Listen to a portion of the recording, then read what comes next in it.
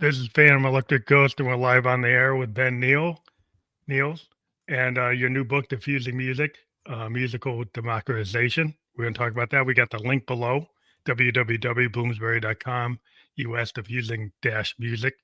And I won't read out the number, but that will be fully clickable, so you don't have to remember that. But thank you for joining us on the Phantom Electric Ghost podcast. How you doing tonight? Great. Thank you so much for inviting me. Yeah, it's great to be here. Well, just to kind of let the audience know, I'm a musician. You're a musician. You're an inventor. You're playing around with a lot of cool stuff. Yeah. We're going to get into your idea, like your Mutantrumpet. Yep. And it's a hybrid electro-acoustical instrument, which is really cool because I'm into. I started on woodwinds, and I've always been very interested in like electronic wind controllers. Yeah. Work with MIDI. But what you've done is actually have a more acoustic machine. So I don't know if we want to dive into your background or dive into the Mutantrumpet because I kind of jumped on it. Sure. Well, yeah, I started out as a trumpet player and studied classical trumpet, and but I grew up listening to a lot of different kinds of music.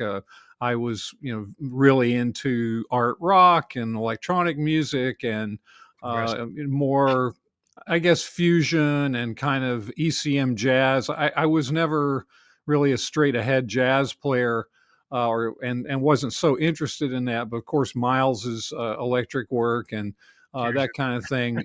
But at a certain point, I got a bit disillusioned with the idea of just staying in the world of classical music. And I started to experiment with developing my own instrument and developing my own compositions. One of my trumpet teachers, Isato Pellegrini, actually really encouraged me to do that, which was really cool of him. I studied with many different trumpet teachers over the years, and I don't think any of the other ones would have ever even considered that. But yeah, he really encouraged me to go the creative route. And I had a trumpet that I could remove the bell from, which is not that unusual. It's a tunable bell. Some trumpets are designed that way.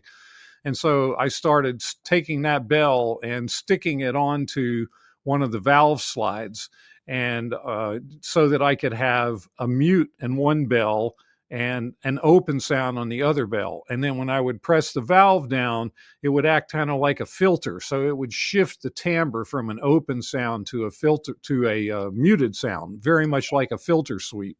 And that kind of excited me. And I got more interested in it. And I also started thinking right away about incorporating electronics into it. At the same time, I was reading a lot of material by people like Karlheinz Stockhausen and John Cage. I was playing a lot of notated contemporary music, and then listening a lot to Miles's electric albums, and also John Hassel, who really became a mentor of mine, who had developed a very singular style of playing trumpet and using electronics, and collaborated with Brian Eno and so forth. Eno was awesome. So I started playing around with that, and then I happened to know a guy who had worked at the King Brass Instrument Factory, and he said, "Hey, why don't we try to actually make an instrument?" And like many things on this order, it started out as just kind of a lark, and we took some really old cheapo trumpets, and he soldered them together with a second set of valves so that I was able to have one set of valves that's normal valves, and then the other set that switches between them, between different bells. And I ended up with 3 bells, and I thought, hey, it would also be cool to have a slide. So we put a little piece of a trombone slide on it so that I could actually do a glissando. I can hold it. I can hold it up if you like. Yeah. So people can kind of get what you're saying. This is the 4th version I've created. Wow. So you see the 3 bells instead of 1. So I started. I saw an ad that Robert Moog had put into the back of Keyboard magazine. This was back in the 80s when he had sold his interest in the Moog company, and he was looking for independent projects. So I wrote to him, and he got really interested in what I was doing. He was a mentor to me, really, and invited me to his home, and we worked together. And this analog box right behind me here was a pitch to analog pitch to voltage system with a rack of Synton modules and some control inputs that he designed for me. Were you using like the 4-pole filter? Yeah, like filters, just a typical kind of modular rack. But there was a pitch to voltage converter so that I could use my dynamics for voltage control and do some pitch tracking, although it wasn't, that great, but putting my sound through sample and hole filters and that kind of thing. And then over the years, it became more and more serious. And then I got an artist in residency at the Stime Electronic Music Studios in Amsterdam in the 90s. And that was when I started really developing it into a fully interactive computer instrument. And I've made 4 of them at this point. So yeah, you can see the 2 sets of valves there. So this set of valves is normal. This set of valves switches between the different bells. And then this one is a quarter tone. And then these are all MIDI controllers. They're switches, potentiometers, 2 XY joysticks up here on the top, a distance controller, a fader. And so I interface the instrument with all types of digital equipment. I have my own bespoke live sampling software that I use inside of Ableton Live.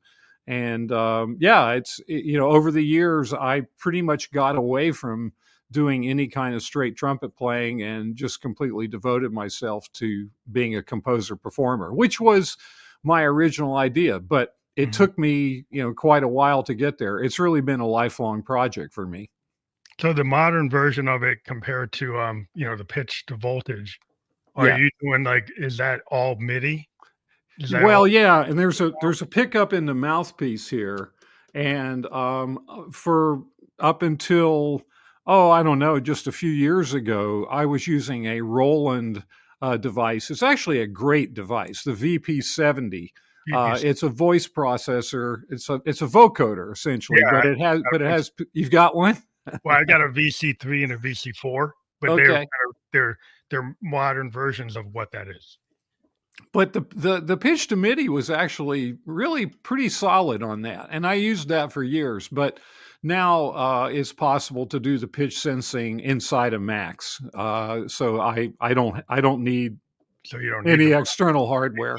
The whole thing is it's USB and the audio from the pickup goes into one of the inputs on my audio interface, and then the microphone is what I use for capturing the sound. Getting maybe too technical, but it's like modern stuff is like USB MIDI or USB-C MIDI. 5-pin MIDI. I guess you started with the original MIDI. I started with the original MIDI, but now this just plugs in with USB-C MIDI. Yeah. That's cool. Yeah, I use that now, but I still got my 5-pin stuff because some of my Moogs it's all 5-pin stuff, or it's CV. Yeah. So I mean, you must start with CV gate stuff, but I do a lot with interactive video as well. So in my performances, I'm usually using 2 computers, one for the audio and then another for the video, running the VJ program Resolume. And that's where I do use physical MIDI to connect the 2 computers so that I can send all of my control signals over to the other computer and be able to control the video as well. You don't have latency because that is it better? No, not at all. Not at all. No, it's very solid. Yeah. That's cool. So when you're talking about video, are you actually taking audio and turning it into video manipulations, or? Yes. And the MIDI controllers. Yeah, so I use my MIDI volume I use the potentiometers and faders and joysticks on the instrument, and as well as some just straight audio. And, my whole idea with the instrument conceptually was to create something that would be a whole system for creating music, for composing, not just to kind of create effects. And I've been able to do that. And what I wanted to do was really make the sound of the physical trumpet. It's not a purely electronic instrument. It is an acoustic instrument. And so switching between these different timbres, that's a big part of what I do. You actually want that's the question, because sometimes you have guitar synths, right? Yeah, it's basically a guitar, a physical guitar can actually kick off like a pad, off a rolling Jupiter, right? So are you actually taking the tone that your instrument take and bringing it and using that into the DAW? And that took me a long time to develop that. A lot of what I did for years was triggering synthesizers, whether they were hardware synths and samplers or software. But it goes back like maybe, I guess it's been really 20 years now. I started working at this same studio in Amsterdam. They had a program called LISA, which stands for live sampling. Mm-hmm. And basically it's a sampler, but it is in real time. So it's not a looper, it's a sampler. But so what I do is I press a key that tells the computer, okay, sample now for 10 seconds. And then while that's sampling, I can start playing notes and triggering those samples back at my notes. Or you can trigger samples from your keys. Yeah, or I can run sequences in Ableton, which are MIDI sequences, but they have no sound. They're waiting for me to put sound into them, and that's really my. And so the sound that's coming into them is your trumpet? Yes. Okay. Yes, and it updates seamlessly. And that's something that really was one of my main goals going way back 40 years ago, was to have the acoustic sound be completely at the core of the whole thing. Integrated, that's the word. Yeah. And really, it's only in the last 10 years that I've really gotten that together. And I do have now, the studio in Amsterdam is no longer active. And I do have a set of custom Maxter Live plugins that, they were custom made for me, which I'm actually thinking about distributing at some point, because there's nothing else on the market that does this. And of course, there's a lot of interest in live looping and that kind of thing. People have always asked me, oh, do you want to sell it? Are you going to market it? And I never really thought about the instrument in that way. For me, it was a very personal thing, like for my own artistic vision, But I'm just going to lay it down here. 1 second. Okay.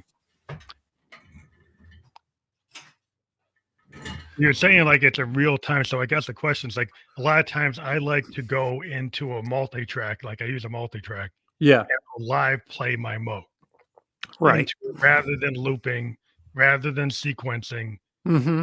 So is that what you're actually taking your trumpet and being able to bring it into the DAW and live tracking it? Well, I can record it, but I don't have to. I mean, I'm playing it. So it's kind of like, I think the simplest way to think about it is, you imagine that, okay, you've got, let's say, a series of chords that are MIDI, a MIDI sequence in Ableton. Yeah. And that sequence is playing, but the live sampler doesn't have any sound in it until I press the button, and then I feed it whatever I'm playing. And what I tend to do a lot is use these mute changes. So like I start with one mute, and then I kind of sweep into a different mute. So it's essentially like a filter. You see some of the mutes back behind me there. The trumpet mutes actually become filters And of course, they have, different kinds of frequencies, different kinds of, some of them create more bassy kind of sounds. Some of them are kind of tinny and metallic. Yeah. So are these tones monophonic or polyphonic? Well, they could be, no, they're polyphonic. They're totally polyphonic. It's like any sampler, but it's just that the sampling happens on the fly. And the really key thing about it is it can be playing. So let's say I've given it a sample, it's playing, or I've triggered it from the notes that I'm playing. I can do it that way too, just like a keyboard. But then when I press the button to resample, it does it smoothly. So it keeps playing the sample that I've made before. And then once it's finished going into the sample buffer, then it smoothly refills it. And I mean, that's something that, again, I mean, there's nothing out there that does that. Yeah. I've spent tons of time, researching to see if there was, but that, for me, again, I think maybe the thing that's, it gets very technical talking about all this stuff, but the whole concept that I had was to be able to make a complete musical statement as an artist just with the sounds coming from the instrument. And it took me a long time to be able to do that, but I have finally gotten there. So when you're composing with this, like from the 3 bells, I would assume that that's like a 3-note chord. Well, the trumpet itself is not polyphonic. Mm-hmm. So I can only play one tone at a time on the acoustic instrument. The multiple bells, it's about switching between them. Oh, they don't happen simultaneously. No, they don't play chords. They don't play chords. It's not like a Moog with 3 oscillators. No, but it's more, again, it's more like filtering, because I work with mutes a lot. Like I tend to play muted much more than open. Like I don't even really use the open trumpet sound that much. A lot of the time I'm just working with different mutes.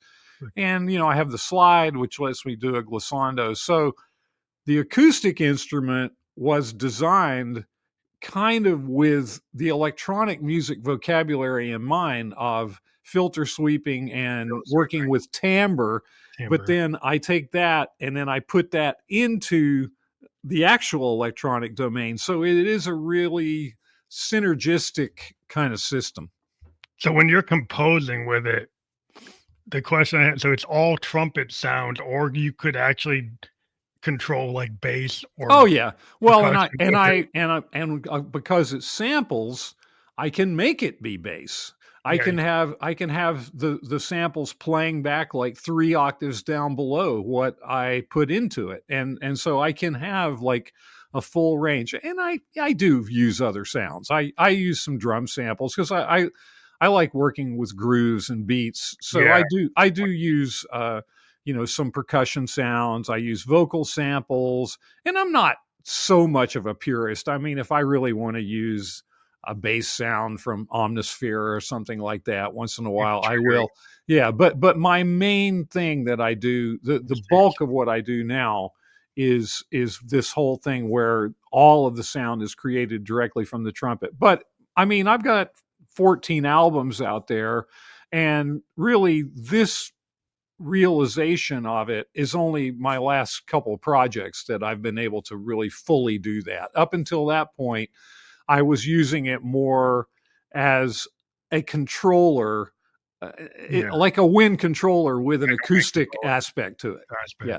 But now, like in terms of the tonal, like you can go and set this to be multiple tones or different. Yeah. I mean, I could compose, I can make sequences, I can compose and, set up things in MIDI just like you would do in any DAW, except there's no sound until I play into it. So therefore, it never sounds exactly the same. Even though the composition is the same, the sound is always a little bit different. Even if I play the same note, I might stick another mute in there. But the concept would be like if you use an analog synth like a Moog. Right. You CV it into a DAW. Right. that Moog acts different every day, right? Because it Yeah. reacts to temperature. It's Yeah, a exactly. so it's like if you turn it on and use it right when it turns on, half hour later it doesn't sound the same. If Yeah. you play with the envelopes, you play with the filters, you change the CV on it, it's very different and it's not preset. So it acts it's like an acoustic instrument in some ways. It feels Yeah. different like every day. And so I Well, see. and I think for me that's one of the things I talk about it a little bit in the book. One of the chapters is called Inevitable Improvisation, and I didn't necessarily improvisation wasn't like the main focus of what I did for a long time, but as I've gotten deeper and deeper into this whole interactive system, I've found that improvising with it is really important. And in some ways, I feel like today, I mean, and that's the theme of the book is that, diffusing music is that pretty much anyone can make music now, Yeah. Oh, yeah. and I don't see that as a bad thing. I'm not saying Democratization. that it's Sure.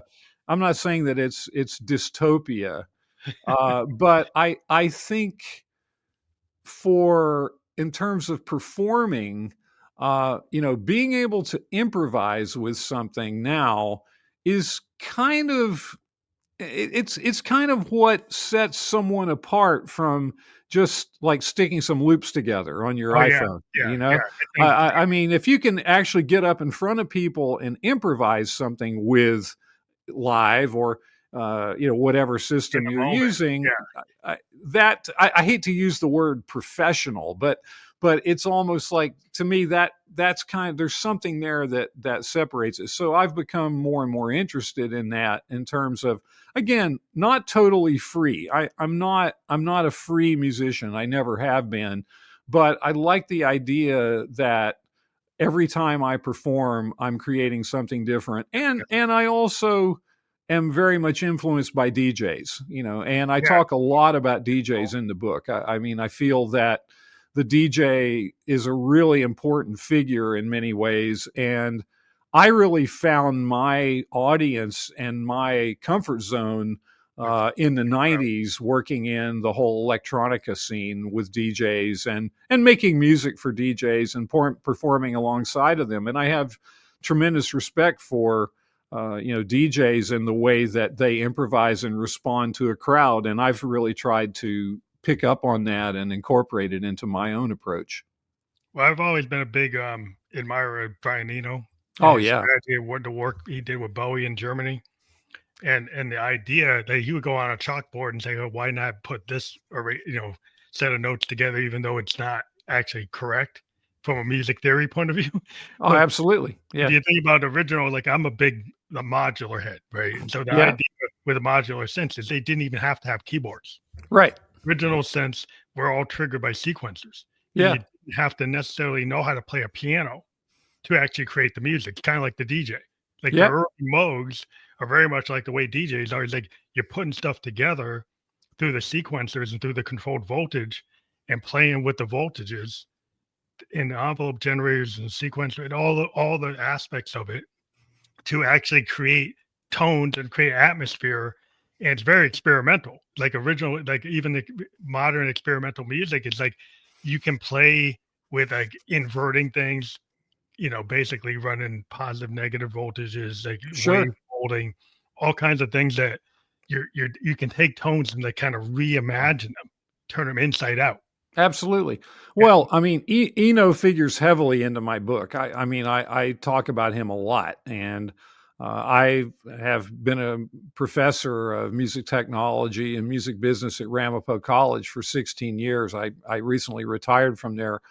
And I mean, for me, Eno is a great role model because of and the you mentioned Bowie. Of course, I was a huge Bowie fan growing up. I mean, one of the greatest moments of my life was when Bowie was at a show I did in a small club, and I got to interact with him, talk to him for like half an hour, and really, awesome. Have a really kind of a deep conversation with him. And I said to him, I said, "There's no way I'd be up there doing what I'm doing if it wasn't for you." And that was true, because I mean, his music was in many ways what opened me up to so many of the ideas. But I just love the way Eno brought together ideas from the experimental world of John Cage and people like that, but then brought it into popular culture and music that people want to listen to. Yeah, I mean, that's always been my goal, is to, even though my instrument looks like this crazy, whacked out thing, I don't want to just do music that only people who make weird instruments listen to. Like, I want to use the instrument to actually make something that people want to listen to. And I mean, I did a lot of music for TV commercials and things like that, and I didn't use the trumpet on every single one of them, but that concept of, sort of merging the experimental art music ideas into popular music is really at the core of my whole artistic project. Because going back to my origins, I got into doing this to get away from classical music. I didn't want to be locked into classical music. Now, I still love classical music. I mean, some more than others. But yeah, I mean, and of course, Eno's whole thing with the generative music, the idea of creating these systems where something is running and you don't know what the outcome is going to be. Very similar to what you're saying with modular. I mean, modular is this, sort of the forerunner of that. Yeah. You can turn it into, you just play with oscillators feeding into other oscillators feeding into, random generators. So we like random voltage generator. You have no idea what it's going to end up doing. And then send it to an oscillator, and then you all these triggers. You put triggers on triggers, and then they're all going on different clocks. You get polyrhythms, you get all kinds of weirdness going on, and it's just like, can you actually make it listenable? Right. Can you do something like Brian Eno? Within all the experiments, there was in there pop songs. Yeah. So you can, and you see that with a lot of like if you go back to like Yes and Genesis, and even a lot of the progressive rock bands, Emerson, Lake and Palmer, it made all the really heavy experimental stuff were pop songs. Yep. Well, and Eno's ambient stuff too. I mean, which I mean, that's one of the chapters in my book is all music is ambient music now. I mean, it's all music is basically used as background. I mean, people don't really don't really sit down and listen to an album the way at least I did, and you probably did, and some people do, obviously, but the whole landscape of music has changed so much. But Eno has, he's continued to to be an innovator and to also embrace these changes, not to run away from them. I mean, one of the things that I talk about a lot in the book is that, and really my reason that I wanted to write the book was to try to put this whole technological revolution that we have lived through and are living through into a kind of context and say, it's not just because we have AI now that music is becoming more and more democratized, or that we have DAWs, or that, these are the ideas around music becoming democratized have been around for 100 years in all kinds of different scenarios and styles. And, that's what I kind of trace. And the technology kind of comes into it more in like the mid 20th century. I mean, you could even say the technology was in it with the futurists designing their own instruments, back in like the 1910s.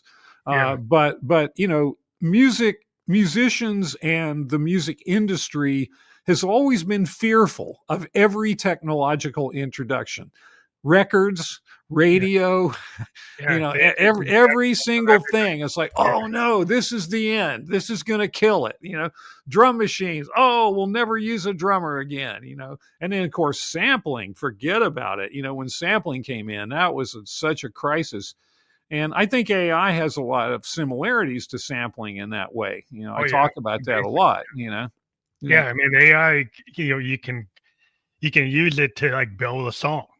Right. Like if you're a non-musician, right, you can do a lot of prompt engineering, which I'm, being a techie. Yeah. AI can, if you prompt engineer and you're specific enough. Yeah.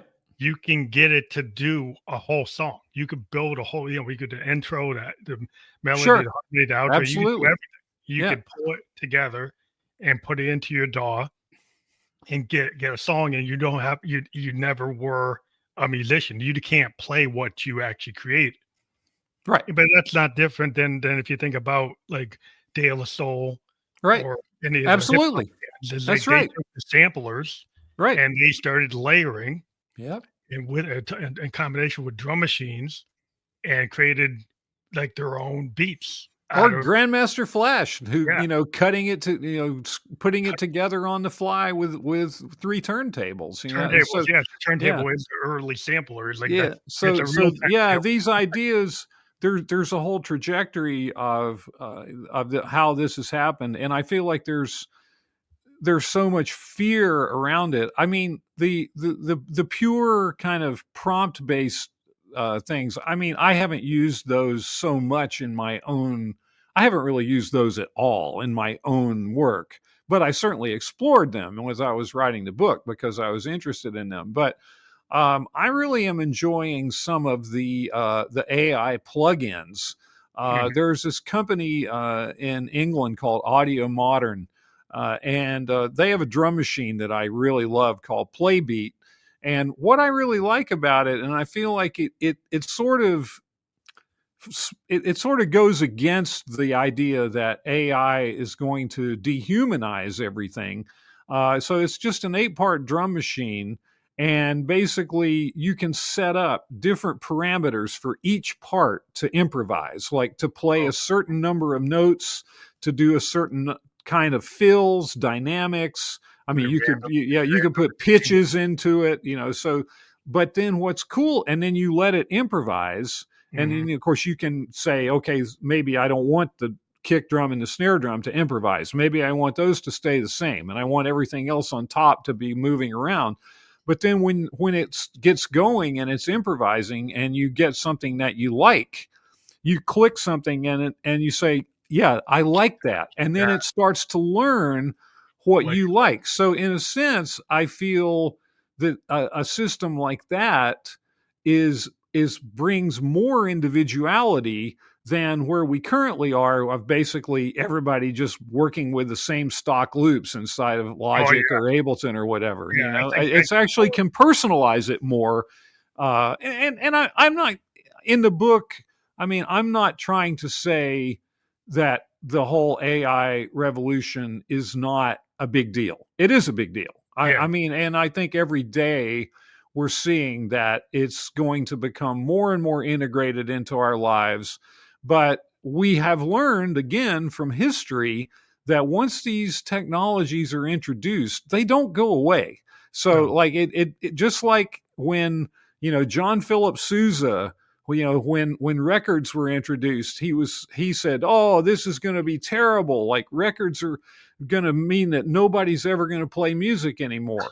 Well, obviously that didn't happen, and when radio came out, like ASCAP had the ASCAP went on strike. Can you imagine? Like think of all the money that musicians have made off of getting their music played on the radio. But initially, they were just this terror at these new technologies. So this thing is here. And, I think the bigger sort of picture of the book that I talk about, which relates to David Byrne's book, How Music Works, he has a chapter in there about how architecture and where music is played, the context of where music is played influences it so much. So like with Gregorian chant, they could only do like these kind of because they were in these cathedrals that had, you know, like 15-second reverbs or something, you know. Yeah. And then he brings it all the way up to the car and headphones. And so now the context for musicians in the 21st century in 2025 is a world where basically practically everyone is creating. You know, there's 120,000 songs a day being released, and there's a lot more going to be released with all the AI stuff because it's just capable of, you know, producing so much. So what do we do with that? What happens to the musician? What happens to the art of music? And what I see is that I think the artist of the future is someone who works a bit more like the DJ, who looks at all of this amateur, again, I don't like to use that word, but, you know, all of this democratized, diffused creativity and says, what can I do to channel that in some way? That's a very different context than someone sitting and saying, you know, like I saw the Bob Dylan movie the other night, and it was kind of striking to me, you know, like one guy with an acoustic guitar, and it's going to, you know, make a statement that's going to really change everything, you know. I mean, I think that's another idea that Eno has, is that instead of thinking about genius, we should be thinking about scenius. So everything becomes more collaborative, more collective. And I mean, I don't have all the answers for that in terms of exactly how it's going to happen. I do put in I have a few examples of people that I think are doing it, you know, pretty well. And, you know, you think about artists kind of like opening up their creative processes to their audiences, you know, somebody like Holly Herndon, who lets people create using her voice. So you can go on her Holly Plus site and you can upload any kind of a melody and then take it back and it'll be with her voice. And so then, like, it's the whole idea of authorship and creativity, I think, is going to evolve. And we have to look at that and, you know, try to embrace it and try to continue innovating rather than, you know, trying to put the brakes on everything, because in my opinion, that just never works. You know? Yeah, I think one of the kind of considerations, though, is like when sampling came around, you know, people just thought it was free, and the legal industry kind of set it up that, like, you know, you have to clear the sample. Right. So I think with AI, if you are blatantly like taking something that somebody wrote, right, then it needs to have that clear kind of sampled legal structure, in my opinion.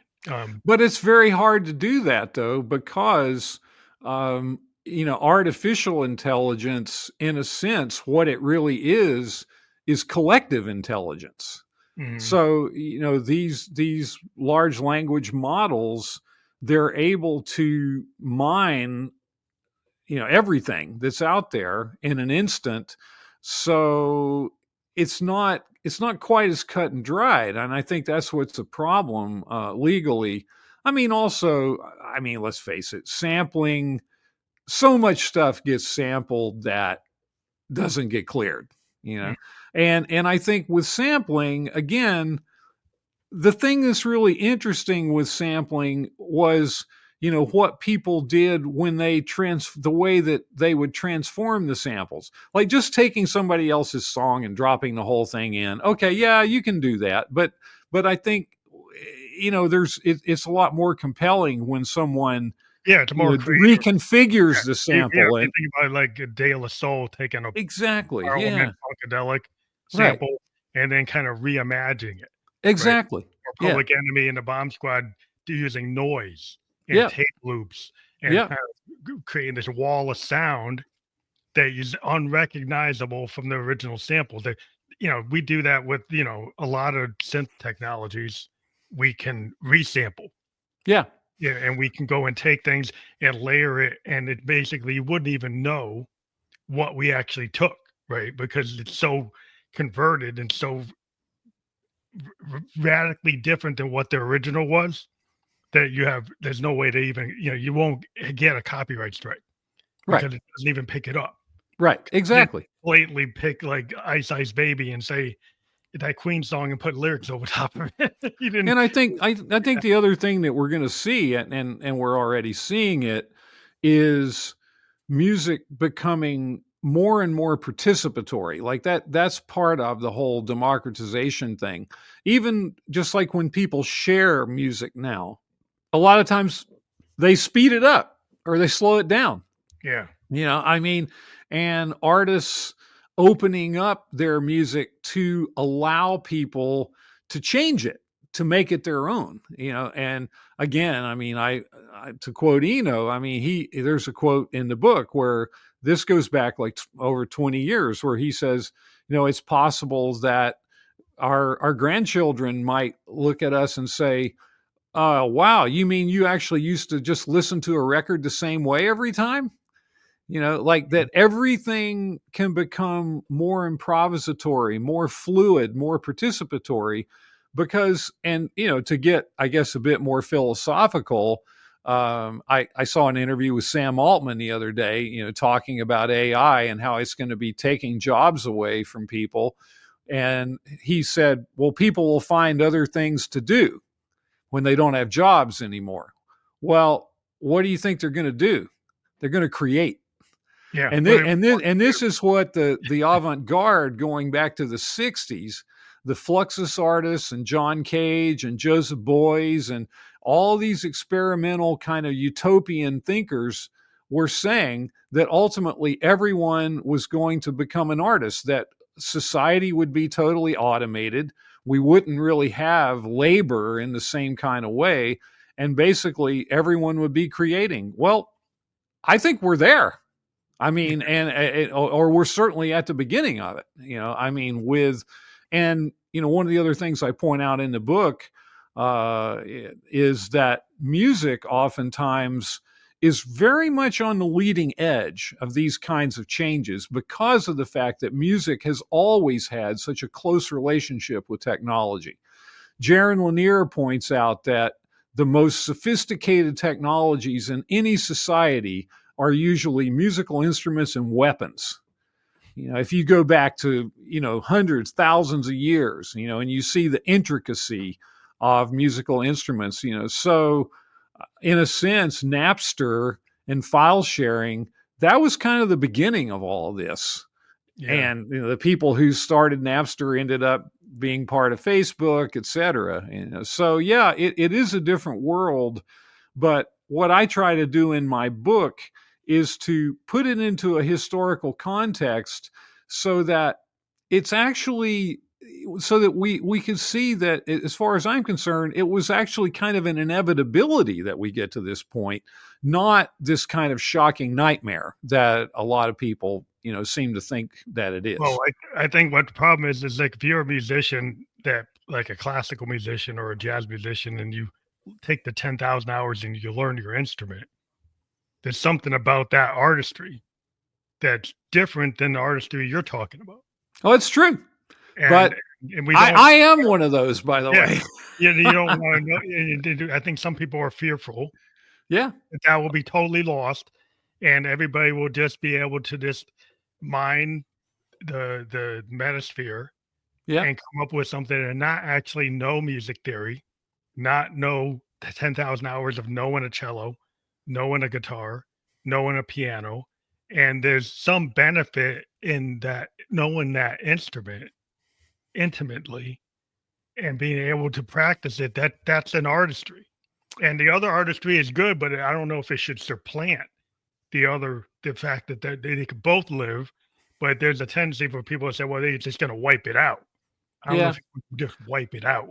Well, I think there's room for everything, but I mean, I've always really enjoyed visual art a lot. I've worked a lot with visual artists and I perform a lot in museums and galleries. I'm flying down to North Carolina in a couple of days to perform in a museum down there. And, if you think about visual art, the first chapter of my book talks about Marcel Duchamp, the artist who brought the urinal into the art gallery and scrawled R. Mutt on it. and he basically was saying that anything could be art, that I don't have to actually make anything. It's just making a choice of something and putting that into the context of an art gallery that makes it art. And I mean, the whole idea in the visual arts of someone's art being valued because there's some kind of skill involved. I mean, there is certainly skill in a lot of things that people do digitally and whatever, but it's that kind of pure equating of some kind of more like craft, or like you're talking about a traditional skill.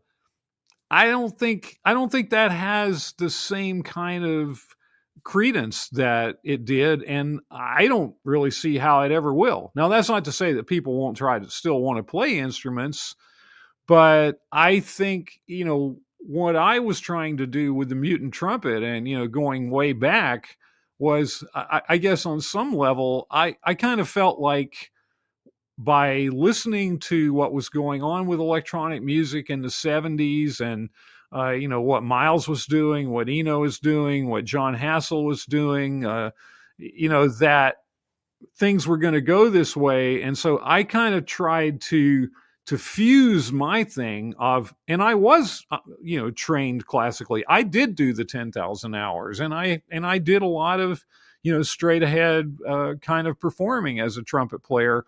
But my goal was to bridge into this new world, and I've kept on trying to do that. And I think younger musicians now do that a lot more instinctively. People who are trained in conservatories and things, and I know some of the conservatories now have composer performer majors and that kind of thing. So I don't think we'll ever go back to a period where the quality of art is measured purely by how it was made. It's I think it's the vision of the art. The audience. Yeah, it's also, but the vision, like you think about a guy like Orson Welles. Yeah. Like he didn't really know how to do a film when he did Citizen Kane. He didn't. Okay. There's all these statements about like he didn't know what the camera couldn't do. Right.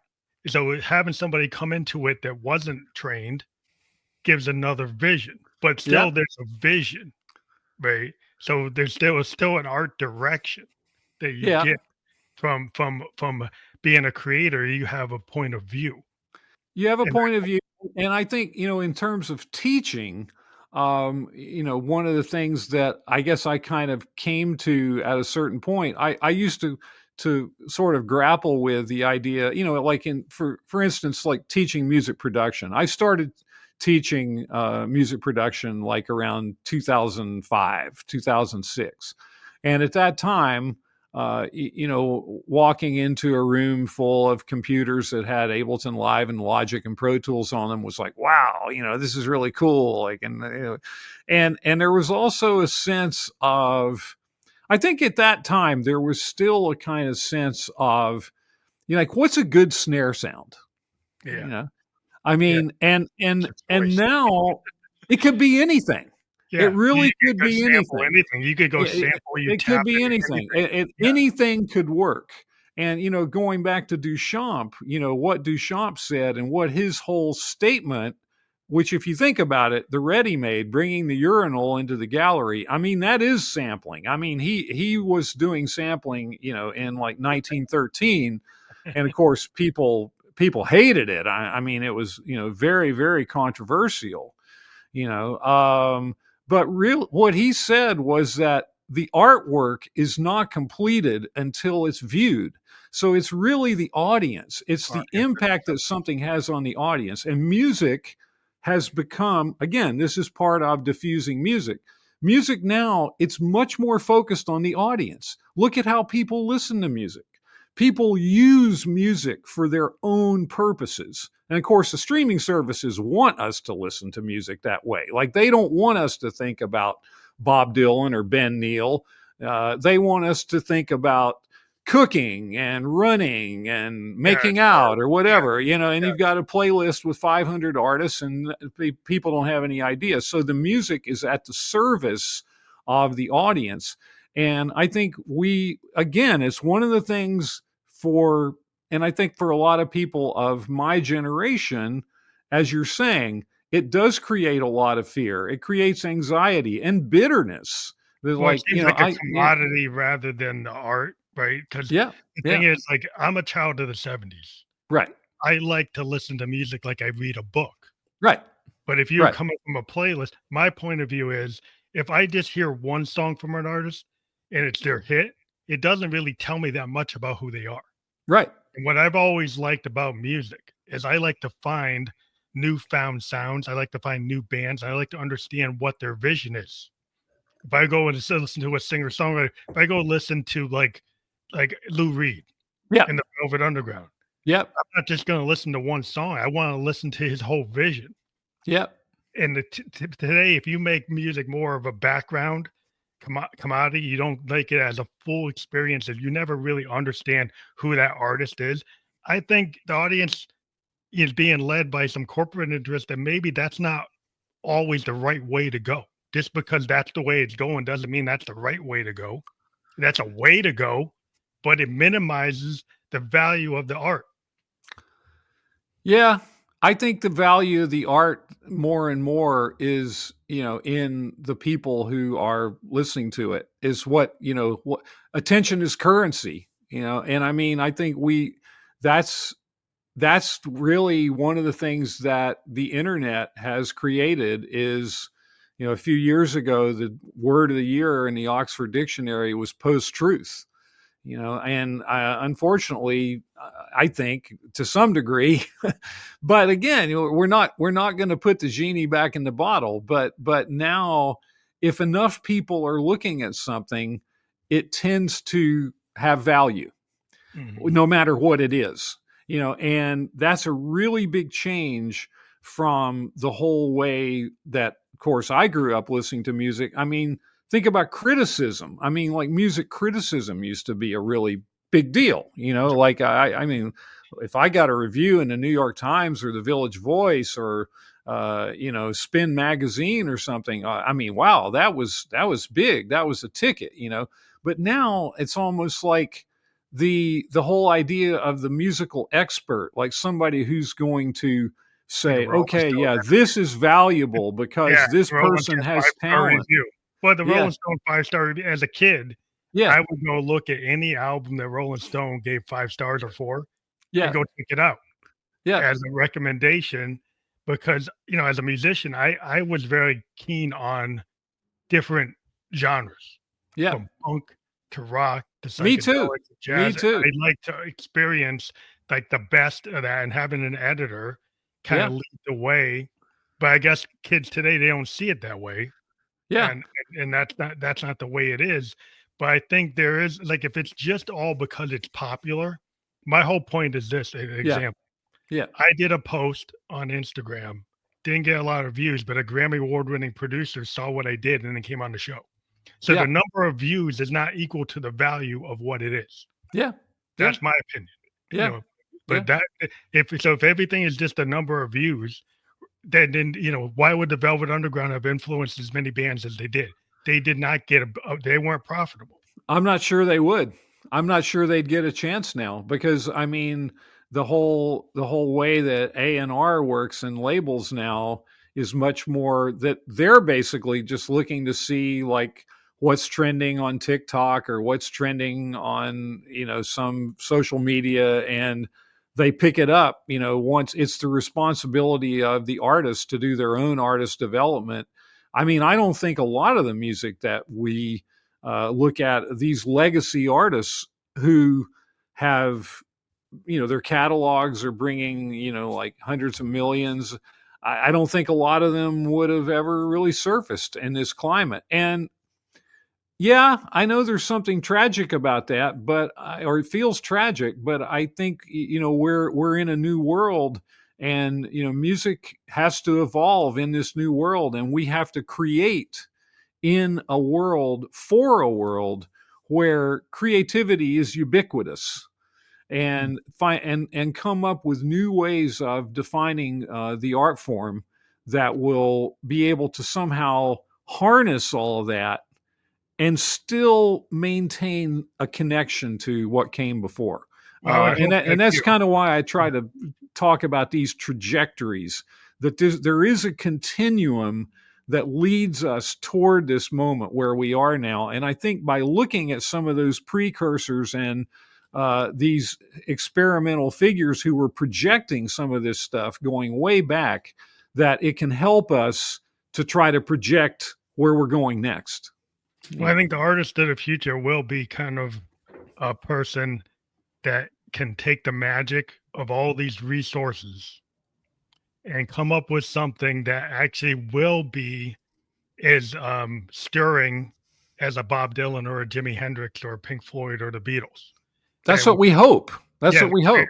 I hope that always happens, because there's always, like, Kurt Cobain came out of nowhere and people thought that type of music was not going to happen, and grunge happened. Right. So from the underground, from what the kids like, from the TikToks, from all these different platforms, there could be people that synthesize this stuff in the future and find a way to make it meaningful and bring back the singer-songwriter in a different way. Right? But I think it's going to be more collaborative, though. I don't think it'll be so much like the individual artist. I think it's going to be harnessing and creating for the environment of connectivity and the ubiquitous creation that's going on. And that's where somehow, the new masterpieces will evolve. And I don't think we don't really know what that is yet. Yeah, because what we had was like a Hendrix, we had a Prince, right? Right. Guy that could do 10,000, demos sitting in his vault, and super experimental and be popular. Yeah. We're always looking for the Hendrix, looking for the Dylan, looking for the Who, looking for the Beatles. Yeah. And maybe that's not where it's coming from this time. Yeah. I mean, one of the projects that I really enjoyed, it's not new anymore. I can't remember. I think it's like at least 10 years old, maybe even 15, was this Israeli DJ, Kudiman, who he did this record called Through You. Oh, it's not a record. It's a video project, really, where he went on YouTube and he got these videos of all these different people playing music by themselves. And then he knitted them together so it's a video with 4 people playing that weren't meant to, they didn't know each other or anything. He just put them all together. So he took all this stuff of like somebody just like playing a harmonica in their bedroom or something, and another guy like playing guitar or whatever, and put it all together and synthesized it into something that was really funky and cool, and I look at that, like things like that, as being kind of maybe prototypes of the way that we have to think in terms of trying to embrace this whole new context and create for the context. Well, like in the future, a future musician picking up like the heartbeats of everybody in the crowd. There you go. Vibes of like somehow frequencies pulling from people's frequencies. Yeah. Electromagnetic frequencies, and pulling it into a thing and making it represent the crowd. Exactly. Or maybe everyone has something where, they're like doing something on their phone or some other device that hasn't been invented yet, or brain waves or something like that. It's all feeding into something. And but the artist is kind of like shaping or channeling that, but it's different from somebody, sort of like the old sort of model of, the great genius who, is kind of tortured in the attic and comes up with this thing that changes the world. I think it's got to be more collective and more collaborative and more diffusing. Well, you're saying like it's going to be more reflective of the actual environment. Exactly. People in the environment, and maybe point in time, like Happy Accident, kind of like that jazz fusion, but not just Miles and his band with Herbie and everybody else. It's actually audience, people around the world connecting to somebody in Tokyo, somebody in Norway, all at the same time, coming up with something. And I can see that, because I mean I deal with, I've actually done collaborations with people overseas and kind of done things point just out of the blue. and all different art forms, like, and, having different kinds of things influence music. Like I've done a number of projects that were, based on things like environmental data or things like that, like harnessing all this information like and all happening, this, like all old this happening. connectivity into something that is participatory, collective, and ecstatic. Well, if you That's think what we about like. like Zappa and the Mother's Invention, right? And Yeah, Warhol, it with his sure. happenings, with the Yeah, exploding inevitable and all that. It was yeah, a mix of like actors, models, musicians, painters. You would see these things happening in San Francisco with Zappa, where yeah, they were doing these happenings. It was multimedia. It was like sure. all this stuff happening all at once Yeah, with multiple disciplines all at the same time. So if you take that and have that on the net yeah, and have that interconnected with people's wearables yeah. and people, all the technology and the AI and all these other things like holograms and all that, you could have a lot of visual capability that could be super, important to the future in terms of what people think is art. I think that's right, and I think that's the way it's going to evolve, something like that. Yeah, Yeah, I mean that's nothing to be scared about. But like I think like I just like anytime you go to school, you learn the canon, you learn Shakespeare, yeah, you learn Rembrandt, yeah. you learn like William Blake. So there's always these like pillars of what was. And then I guess the question is like, is that going to remain in education, or people going to be more open to what you're talking about? Hard to say. Hard to say. I mean, it's in a sense, it's kind of embedded into the AI because AI, again, it's Yeah, collective intelligence. It's yeah, mining everything.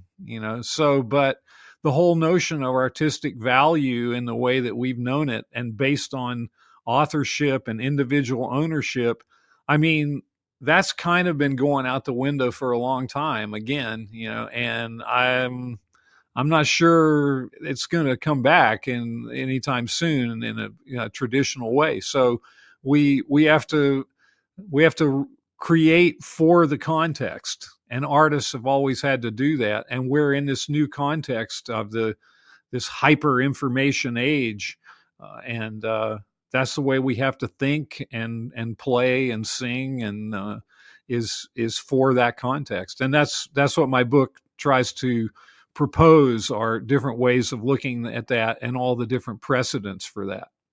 I guess the one thing before we end is like, well, how do people actually make a living from that? Yeah, well, that's another question. Yeah, I don't know. I'm not sure. I mean, attention is currency, basically. But yeah, that's a tough one.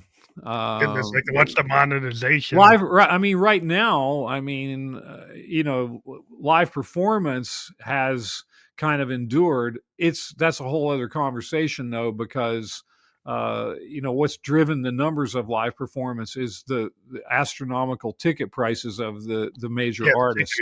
the It's price. hard to make money on live performance. It's impossible to make money on live performance if you can't play to, I don't know, 700 or 800 people at least. Yeah, yeah. So I mean, that remains to be seen.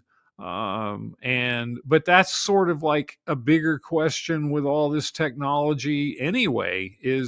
And I mean, I don't want to go off onto another whole topic, but that's where some kind of a guaranteed basic income or something like that Yeah, seems because like right it now might the model ultimately make sense. without being a techie, right? The tokens, you're paying the company that's running the algorithm. Right, The artist is not getting the money. right, right. The company running the algorithm's getting the money, Yeah, right? yeah, So if yeah. everything goes that way, then artist never makes any money. Yeah, it's true. Well, So there's gotta when be you a when you question when of you like, diffuse things, it what's the does tend. compensation?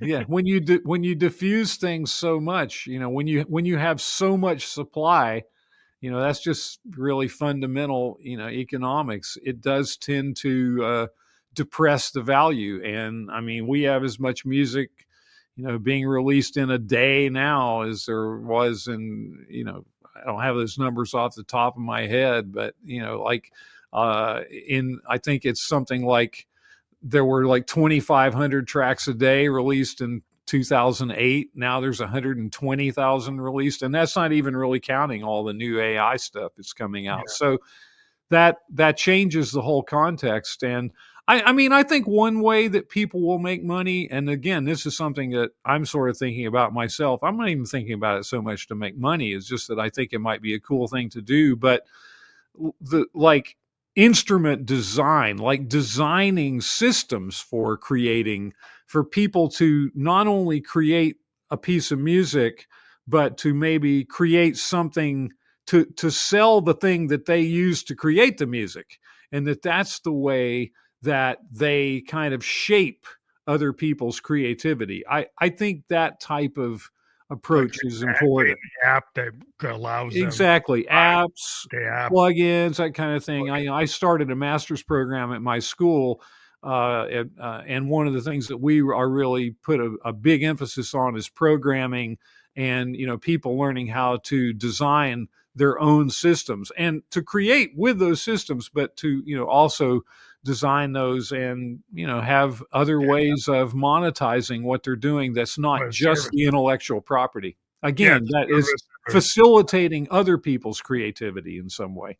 Well, the tool is the instrument, right? So you want to create the tools, and everybody comes up with a different way of doing tools, then the artist becomes a tool maker. In a sense, but it might be different now, though, because all those lines are kind of blurring, You could still be a creator, but maybe you share the thing that maybe you have something that enables this to harness this mass creativity that we have today, and then that becomes a way of monetization or something like that. Yeah, we basically have to be an entrepreneur. Yeah, but artists have always had to do that. So it's just a different, a different service. You're not just selling your T-shirt, right? You're selling something else. Yeah, but we kind of hit the hour mark. All right, great. Than we ever thought. We did hit it. Yeah, and we had a very interesting discussion because it is scary for traditional people who've been out here. I mean, I'm a child of the 70s. Yeah. But, is this, I live in technology. I understand it's exponential. Yeah. And so you have to embrace it. And, my day job, I have to learn all the time. I have to learn the new tech because we employ the new tech. And so just saying what I knew in 1979 or 1988 doesn't cut it unless I'm working on something old. Yeah. Right. Yeah. So you have to progress. And that's where, art progresses. So that's what we've been talking about. I do want to recommend people to check out your book. Yeah, also to click on the link we have below, which is going to be fully clickable, and that's how they can actually get to your book, Diffusing Music, right? Yep. And also check out my music on Spotify, please. That the music. This is my first book. I mean, I would love for people to read the book. It will be coming out in paperback, and hopefully in the next few months, and the price will be lower. It's quite expensive now, but you do have the discount code there, I believe, so people can at least get a discount on it. But check out the music too. And I really enjoyed the conversation. Thank you so much for having me on, and it's great to get the chance to bounce these ideas around. Yeah, you said a lot of really interesting things. I hope a lot of artists out there, stop living in fear. Open up to the possibilities of future, because the future is now and it's going to happen. Yeah. All right. Thank you so much. Okay.